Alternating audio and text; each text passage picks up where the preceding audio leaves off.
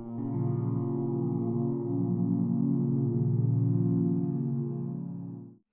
me. Summer 2017, 17, fresh out of high school, just trying to figure out what I want to do with my life. Stuck wage cucking at a shitty grocery store, soul-crushing minimum wage existence, thinking about blowing my brains out daily. Driving my clapped-out Chevy Avalanche home, probably around 11 p.m. Dead of night, small-town highways deserted, not another soul on the road for miles. Just me and the hum of my shitty engine doing a chill 35 miles per hour. Listening to some garbage pop radio, staring straight ahead, mind focused on just getting home so that I can play some video games.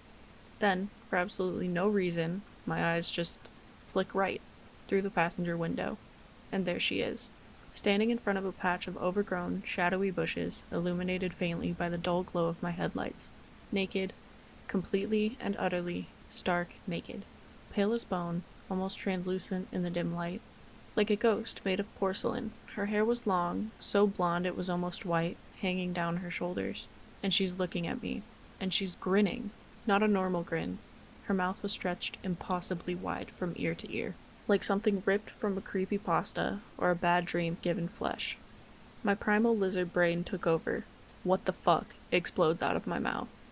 My foot slams the brake, not hard enough to screech, but just enough to jerk the car violently. Whipped my head to the rearview mirror, already knowing what I'd see, but praying I wouldn't. Nothing.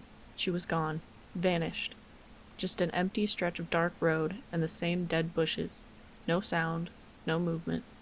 Spent the rest of my drive white-knuckling the wheel, checking every mirror every 2 seconds, feeling paranoid as hell. When I got home, I told my parents about it, and we debated whether or not to report it to the police. My parents thought that the woman was possibly mentally ill, or perhaps bait being used by criminals to get someone to pull over. Ultimately, we decided not to involve the police. Didn't sleep that night. Still makes my skin crawl thinking about it. Over a decade later, I can still vividly recall her face in my mind. It was like pic-related, but the grin was much, much wider, reaching to the ears.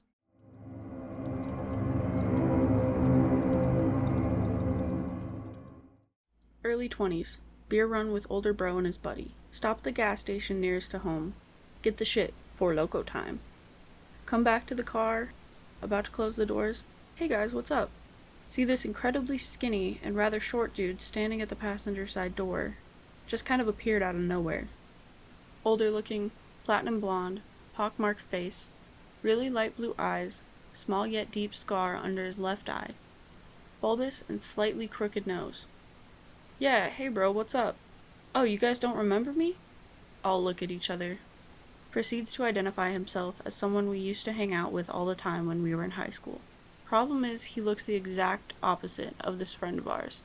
Friends from high school, average height, little bit chubby, dark brown hair, dark brown eyes, clear face, small nose, slightly older than me, slightly younger than my bro. We just kind of go along with it.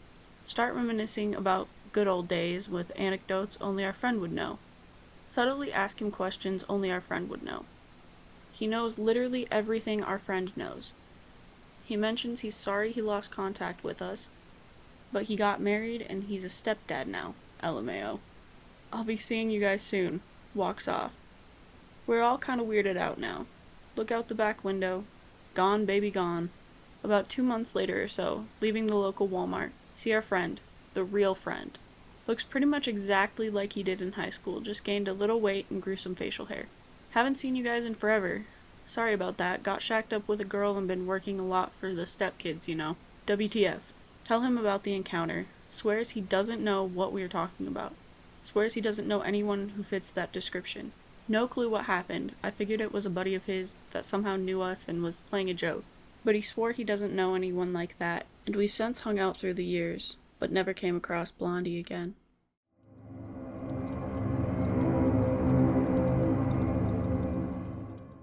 When I recount this story at parties, I tell it like a joke. I play up the great cosmic justice of it all, framing the moment my car came to a stop as a kind of cheesy punchline. In reality, the events of that night remain the most harrowing of my entire life. It was 2014, I was a senior in high school. At the time, I lived in Central Texas, but my brother was in school in Colorado, since he was graduating soon and I hadn't visited yet. I decided to drive out to him when our spring breaks aligned. The only issue was that I technically wasn't supposed to be driving. Believe it or not, despite being a dumbass 18-year-old who liked to drive fast, I'd never had a traffic violation, never even gotten a parking ticket. I did unfortunately get caught drinking with my buddies a week prior to the drive. My license was suspended for 30 days, but I didn't let that stop me. I was gonna see my brother one way or another, so I left late in the day, chugged Red Bulls to stay alert, and stuck to the back roads as much as possible. It added a few hours to my trip, but it allowed me to avoid state troopers for the most part. By midnight, I felt like I was in the Australian outback. I had taken road trips through my state before, but this particular route was something else. Nothing but scrub brush and signs too weather-beaten to read. I was so busy thinking about how utterly isolated I was that I almost missed the orange traffic cone in the road, placed square atop the yellow center line. I reduced my speed, but I didn't stop. I was confident that there was no work being done on the road. I had checked the maps and there would have been more signage. Since I knew there was no construction in the area, I found the placement of the cone a little odd. Of course, junk on the road isn't such a rarity, but the way it aligned perfectly with the meridian line felt intentional. A few miles later, my drive was again interrupted. My high beams reached far into the desolate night, providing enough visibility for me to see another oddity. There was something else in the road, this time in my lane. I squinted. Another traffic cone? It was tall enough, but not quite thin enough. I slowed down a little more. I remember thinking, that can't possibly be a person. I got a little closer, and lo and behold, it was. I veered into the other lane, but the person in the road mirrored my car, clearly trying to get me to stop. They threw one of their arms out as if welcoming the cold metal embrace of my front bumper. I slammed the brakes abruptly, enough to give myself whiplash. Confusion and anger rose up in me as I turned my headlights down and got a better look at the person in front of me. I regretted stopping once I could see the man more clearly. At first glance, he seemed like a normal guy. He was tall and middle-aged, clad in blue jeans and a long tan coat. He had no particularly distinct facial features, except for a set of blue eyes that somehow seemed too small for his face. He gave me a wide grin when he saw me stop. I guess he could have just been relieved, but I couldn't give him the benefit of the doubt due to what he was holding. Balled up in his hand was something small, furry, and bloody. I couldn't tell exactly what it was, but it kinda looked like a dead rat. I had no idea why he'd been holding such a thing, and it didn't really matter. All I knew was that there was something wrong with the guy, a suspicion only exacerbated by the fact that he still had one of his hands behind his back. Was he hiding something? A weapon? I took my foot off the brake. I might have been dumb enough to stop, but at least I wasn't dumb enough to stay. As I tried to maneuver around him, the man again moved in front of my car, but when he saw I wasn't going to stop, he took a step back. As he did so, he let his arms fall to his sides, and I saw what he'd been concealing behind his back, a large claw hammer. I sped off, not entirely believing what had just happened. There was a small chance that the guy genuinely needed help, but I sure wasn't going to stick around to figure that out. As I drove off, I looked in my rearview mirror. Before the darkness swallowed him, I saw the man starting to run after my car. For a second, the sight made me nervous, but then it just made me laugh. Did he actually think he was going to catch up? I watched him disappear from view with a smile on my face. Fucking idiot, I said to myself. Now here's the punchline. No sooner did the words leave my mouth than my car jolted forward with a sickening thud. I looked back at the road, but it was too late. There came several pops in quick succession, loud as gunshots. My dashboard lit up like a switchboard, warnings blinking uselessly as my tires chewed themselves to pieces beneath me. The car started to drag left, the steering wheel fighting me as a low, flapping sound rose up from the wheels. When I stopped the car, I gave myself a moment to catch my breath, then threw the door open and hopped out. Using the flashlight I kept in the glove box, I assessed the damage. All 4 tires were shredded, strips of rubber curling off like dead skin. I just stood there for a second, light shaking in my hand, unable to believe how fast everything had happened. I angled the beam back down the road, sweeping over cracked asphalt and weeds. 50 meters back, half hidden in the dark, was a spike strip. I hadn't seen the damn thing at all.